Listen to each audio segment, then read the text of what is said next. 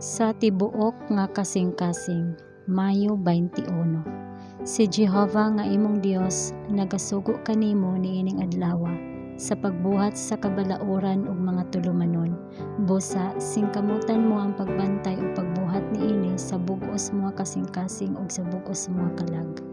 Deuteronomio kapitulo 26 bersikulo 16. Diha sa pakigsad sa Dios uban sa iyang katawhan sa karan nga mga panahon, ang mga direksyon gihatag alang sa matinumanon nga pag-ila sa mga maluluy-on o kahibulungan nga mga buhat nga iyang nahimo alang kanila. Giluwas sa Dios ang iyang katawhan nga Israel gikan sa pagkaulipon sa Ehipto. Iyang gidala sila ngadto sa ilang kaugalingong yuta ug gihatagan sila og maayong panulundon ug mga puloy-anan nga malig-on, ug siya nangutana kanila sa usa ka pag-ila sa iyang kahibulungang mga buhat. Ang unang mga bunga sa yuta kinahanglan nga ihalad ngadto sa Dios ug igauli ngadto kaniya ingon nga halad sa pagpasalamat, usa ka pag-ila sa iyang kaayo ngadto kanila. Kini nga direksyon nga gihatag sa Ginoo ngadto sa iyang katawhan nagpahayag sa mga baruganan sa balaod sa gingharian sa Dios, ug kini gihimo nga piho aron ang mga hunahuna sa mga tawo dili mabiyaan sa pagkawalay alamag ug pagkawalay kasiguruhan.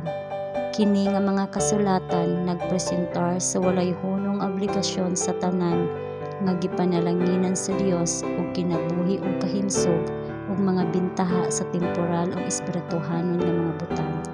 Ang mensahe wala maluya tungod sa edad. Ang mga pag-angkon sa Dios sama ka mapuslanon karon, sama ka presko sa ilang importansya. Ingon nga ang mga gasa sa Dios bag-o ug mapadayon. Aron walay bisan kinsa nga makalimot niining importante nga mga direksyon, gisubli kini ni Kristo sa iyang kaugalingong tingog. Iyang gitawag ang iyang mga sumusunod ngadto sa usa ka kinabuhi sa pagpahinungod ug pagdumili sa kaugalingon. Siya nag-ingon, "Kun adunay buot mosunod kanako, padumilia siya sa iyang kaugalingon ug magpas-an sa iyahang cross ug mosunod kanako." Mateo kapitulo 16 bersikulo 24. Kini nagpasabot sa gisulti niini. Pinaagi lamang sa pagdumili sa kaugalingon ug pagsakripisyo sa kaugalingon nga atong mapakita nga kita tinuod nga mga disipulo ni Kristo. Giisip ni Kristo nga kinahanglanon ang pagpahinumdom sa iyang katawhan nga ang pagsunod sa mga sugo sa Dios alang sa ilang kaayuhan karon ug sa umaabot. Ang pagkamasinugtanon nagadala og usa ka panalangin, ang pagkamasinupakon usa ka tunglo. Gawas pa sa dihang ang Ginoo sa espesyal nga paagi mopabor sa iyang katawhan, siya nag-awhag kanila sa dayag sa pag-ila sa iyang kaayo.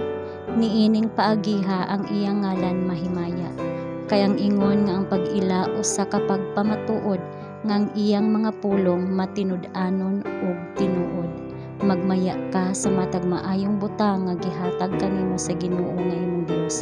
Deuteronomio kapitulo 26 bersikulo 11.